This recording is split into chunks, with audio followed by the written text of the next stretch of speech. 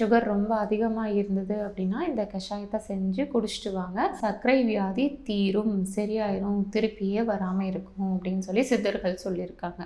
அது என்ன கஷாயம் அப்படின்னா வில்வ இலை எடுத்துக்கணும். வில்வ இலை பார்த்திங்க அப்படின்னா மரணத்தை கூட நம்மளுக்கு தடுக்கக்கூடியது வில்வ மூலிகை. சிவனுக்கு உகந்த மூலிகை வில்வம். சிவன் பூஜிக்கும் போது பார்த்திங்க அப்படின்னா மெயினாக நிறைய பேர் வந்து வில்வ இலை தான் யூஸ் பண்ணுவாங்க. அதே மாதிரி சிவன் கோயில் பார்த்திங்க அப்படின்னா அந்த கோவிலில் கட்டாயம் வில்வ மரம் இருக்கும், இல்லாமல் இருக்காது. அப்போது சிவன் கொடுத்த மூலிகை அற்புதமான மூலிகை. சர்க்கரை வியாதியை வந்து குணப்படுத்துறதுக்கு யூஸ் பண்ணக்கூடிய மூலிகை.